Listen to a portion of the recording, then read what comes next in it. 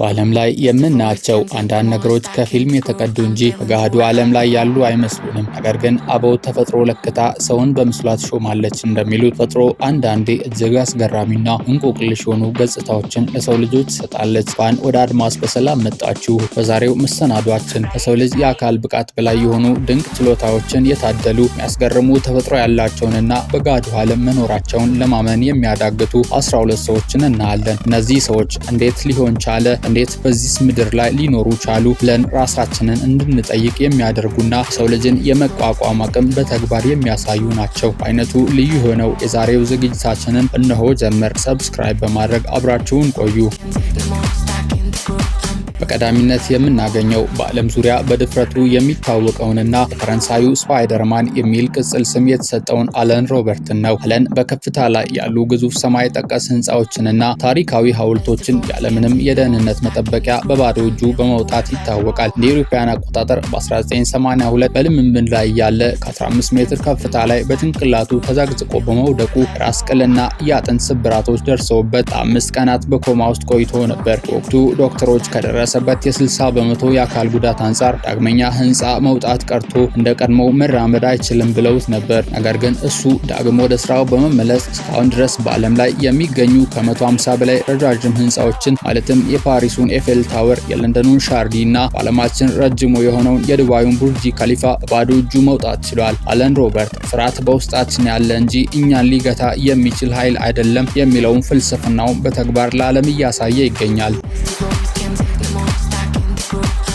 የኤሌክትሪክ ሰው በመባል የሚታወቀው ሰርቢያዊው ስላቪሳ ፓይቲክ ወይም ቢባ ተራ የተባሉ የፊዚክስ ህጎችን የሚገዳደር አስገራሚ ተሰጥኦ ባለቤት ነው። ይህ ሰው በሰውነቱ ውስጥ እስከ 20,000 ቮልት የሚደርስ ከፍተኛ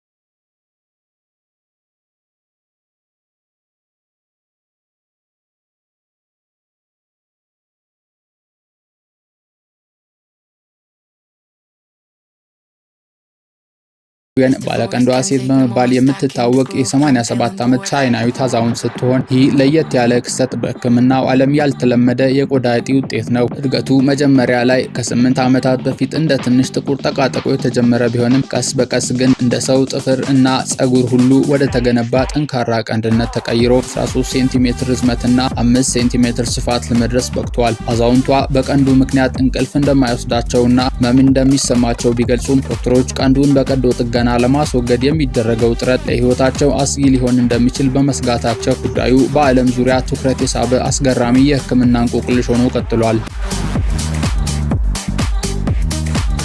ባለ ግዙፍ እግሯ ጊልቫኒዴ ማርቲንስ በሊምፋቲክ ፍሌራንሲስ በተባለ ዋናነት በወባ ትንኝ ወይንም በዝንብ ንክሻ አማካኝነት በሚተላለፍ ጥገኛ ትል ምክንያት የሚመጣ የጤና እክል ሰለባ በመሆኗ እግሮቿ ከመጠን በላይ በማበጣቸው እድሜዋን ሙሉ ጫማ አድርጋ አታውቅም። ይህ በሽታ በሰውነቷ ውስጥ ያለውን የፈሳሽ ዝውውር ስርዓት በማዛባቱ እግሮቿ ወደ ግዙፍ ቅርጽ እንዲቀየሩና ቆዳቸው እንዲሻክር ቢያደርጋቸውም እሷ ግን በሁኔታው ተሸንፋ እጇን አልሰጠችም። ይልቁንም በታላቅ ተስፋ አንድ ቀን ተገቢውን የሕክምና እርዳታ አግኝታ ያማረ ታኮ ጫማ የማድረግና እንደ ማንኛውም ሰው የመራመድን ህልም ሰንቃ በብዙዎች ዘንድ የጥንካሬና የጽናት ተምሳሌት ሆና ትታያለች። ካቲያ ፔጂ ሊፒዴማ በተባለ በሰውነት የታችኛው ክፍል ላይ ያልተለመደ የስብ ክምችት እንዲፈጠር በሚያደርግ ስር የሰደደ የጤና እክል ምክንያት እግሮቿ ከቁጥጥር ውጪ በሆነ ሁኔታ እንዲያብጡ ቢገደዱም ይህን ፈታኝ ሁኔታ ወደ ዓለም አቀፍ የግንዛቤ ማስጨበጫ መድረክ ቀይረዋለች። በሽታው የአመጋገብ ስርዓትንም ሆነ የአካል ብቃት እንቅስቃሴዋን እንዳታደርግ የሚያግድ በመሆኑ ካቲያ ግን ሁኔታውን ደብቃ ከመቀመጥ ይልቅ በማህበራዊ ሚዲያ ገጾቿ ላይ የራሷን የህይወት ጉዞ በግልጽ በማጋራት መሰል ችግር ያለባቸው ሴቶች በራሳቸው እንዲተማመኑና ተገቢውን የሕክምና ምርመራ እንዲያደርጉ በማበረታታት የሌሎችም ሴቶች ተምሳሌት እየሆነች ትገኛለች።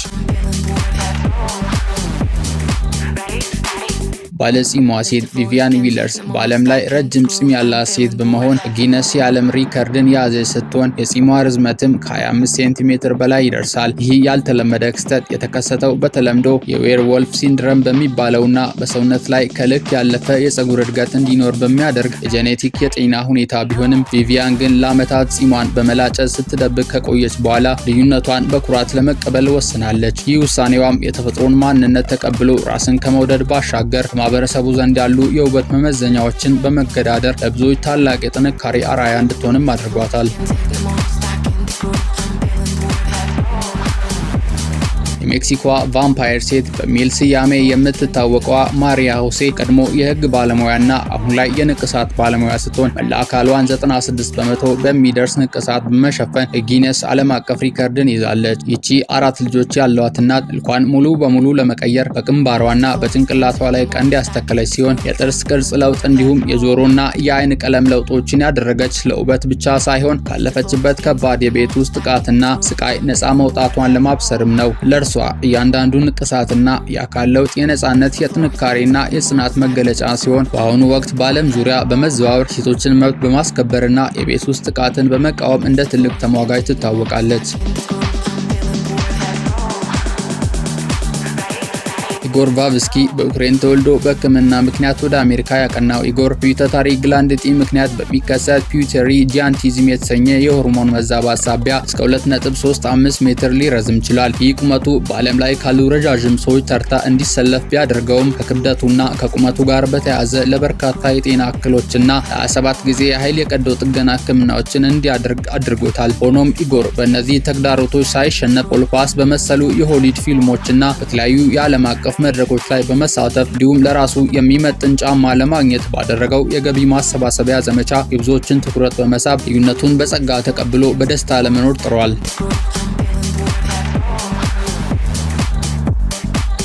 ሃንተር ስታይኔዝ ደግሞ ሃሪኩሊስ አክቲዮሲስ በተባለና በዓለም ላይ እጅግ ብርቅዬ በሆነ የጄኔቲክ የቆዳ በሽታ የምትሰቃይ ሲሆን ይህ ሁኔታ ቆዳዋን ከመደበኛው ሰው በ10 እጥፍ ፍጥነት እንዲያድግና እንዲወፍር ያደርገዋል። ይህ ወፍራም የቆዳ ሽፋን ሰውነቷ እርጥበት እንዳያገኝና በቀላሉ እንዲሰነጠቅ ስለሚያደርገው ሃንተር በየቀኑ ለ5 ሰዓታት የሚደርስ ረጅም ጊዜ በውሃ ውስጥ በመቆየትና ልዩ ልዩ ቅባቶችን በመቀባት ቆዳዋ እንዳይደርቅና ለከፍተኛ ኢንፌክሽን እንዳይጋለጥ ለማድረግ ትገደዳለች። ምንም እንኳን ይህ የጤና እክል የአይን ሽፋሽፍቶቿንና የሰውነቷን እንቅስቃሴ ቢገድባቸውም ሃንተር ግን በትምህርቷ ጠንክራ ከመጓዟን ባለፈ በማህበራዊ ሚዲያና በትምህርት ቤቶች በመዘዋወር ስለ በሽታው ግንዛቤ በመፍጠርና ልዩነት ውበት ነው የሚል መልእክት በማስተላለፍ ለብዙዎች የብርታት ምንጭም ሆናለች።